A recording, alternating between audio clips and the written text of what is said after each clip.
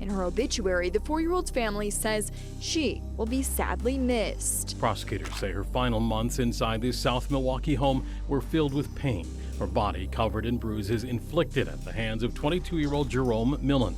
The girl was found dead there Friday. Millen beat her, held her underwater, even bit her. Authorities say the girl's mother failed to get help. On Friday, February 28, 2020, at 7 in the morning, police officers in Milwaukee, Wisconsin were dispatched to a 2-story home on the 400 block of Montana Avenue in South Milwaukee. Police were greeted by 21-year-old Christina Collado, who advised the responding officers that her daughter didn't have a pulse and was not breathing, and that she had found her in this state.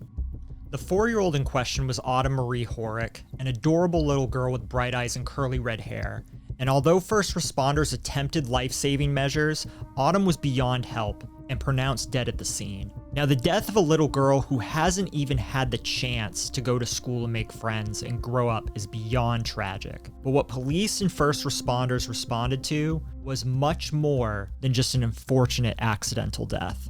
Dressed in only a diaper, little Autumn's pale skin was littered with purple bruises, including a large bruise on her head, bruises on either side of her jaw that were circular in shape, as well as bruising on her forearms and sternum. Additionally, Autumn had a large burn on her knee and what police described as human bite marks on her thigh. Like many mothers that we've covered in past episodes, Christina first tried to explain away her daughter's injuries to police as mere accidents. However, she eventually admitted that her boyfriend, 22-year-old Jerome Millen Jr., had been systematically harming Autumn. Christina told police that she had seen Jerome bite Autumn 2 separate times and admitted that if she had properly protected her daughter, the little girl would still be alive. And again, like in a few cases we've covered in the past, most notably that of Amber Bobo, we have a situation where the mother's boyfriend is yet again causing harm to their partner's kids. And that is kids, plural.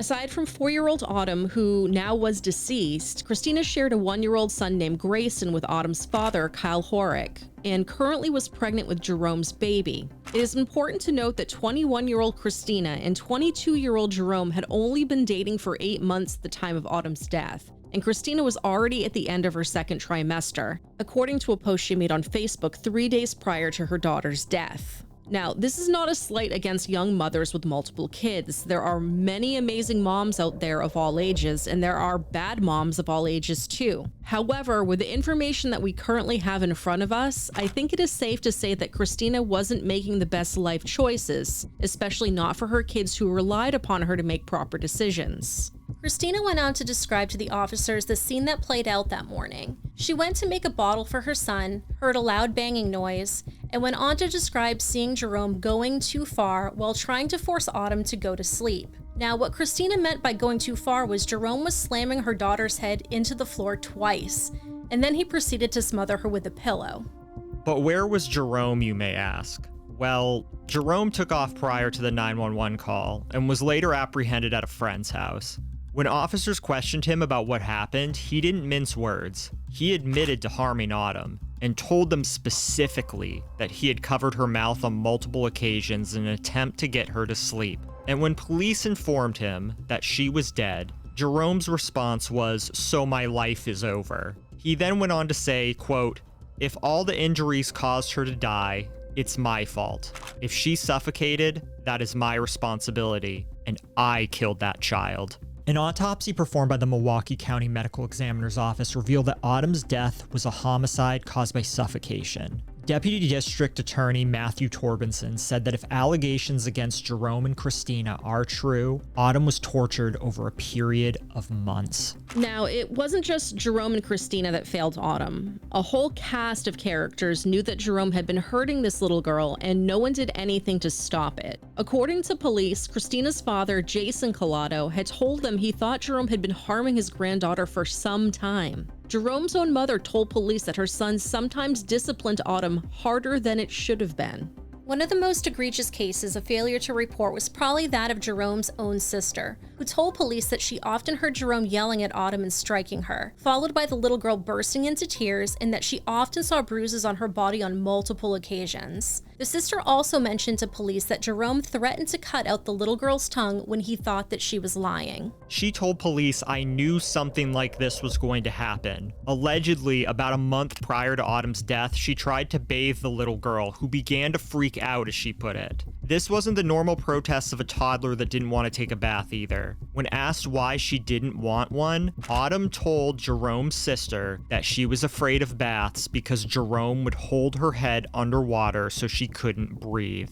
The sister told police that she had never confronted Jerome about the misconduct or reported to authorities because she was afraid of him. She then went on to state, quote, "Autumn is dead, and I guarantee my brother did it. He deserves to be behind bars. It was way overboard. I should have called CPS because maybe she wouldn't be dead." Jerome was charged with CA resulting in death. Christina was charged with chronic neglect of a minor resulting in death, which is a Class B felony.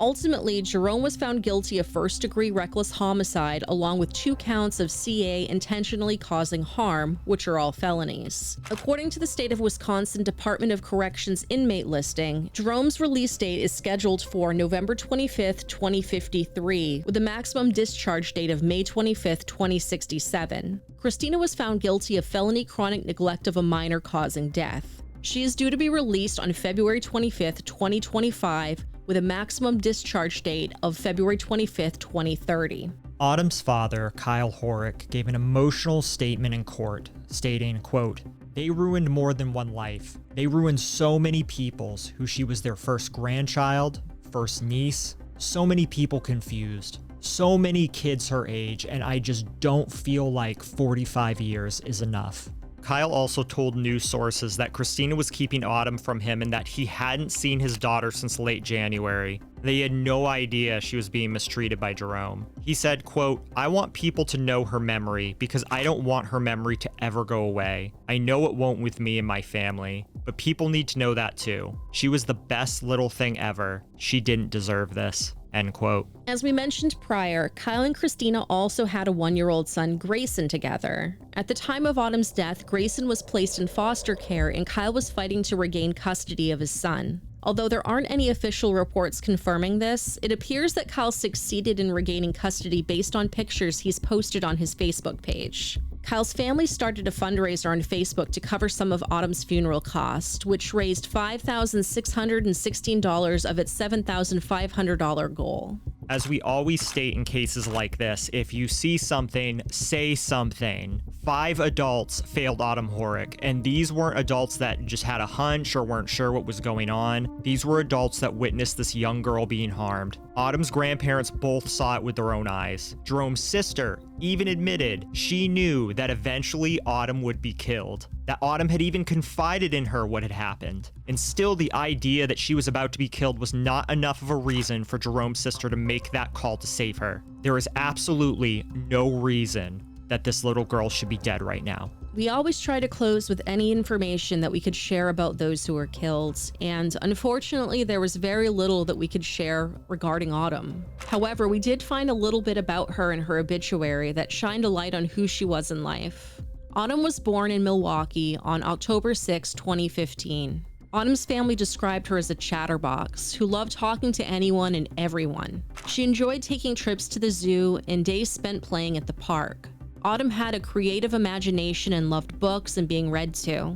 She liked to watch Paw Patrol and educational videos on YouTube, and she adored Minnie Mouse. Above all, Autumn loved spending time with her favorite and most important person, her baby brother Grayson, who unfortunately will probably not have much of a memory of his older sister as he gets older. If you appreciate what we do, please consider subscribing. It goes a long way to help us raise our platform. We also have a very wonderful group of people going that extra step to support us on Patreon. I will show their names right now. I want to say welcome to 9 new patrons: Cinnamon, Morgan, Lisa, Lisi, Jolene, Patty, Stephanie, Christy, and Katie. Shout out to our Levi tier patrons: Levi, Holly, Chaka, Amelia, Laura, Cody, and Elle. There's their lovely pictures right now. For our highest tier Patreon supporter, Melissa, there's her lovely picture right now. And if you too want to support us on Patreon, patreon.com/The Misery Machine, you get access to all of our secret episodes. You may even get a postcard. A haunted one. Patreon.com/The Misery Machine. But until next week, We love you. we love you. Bye. Bye.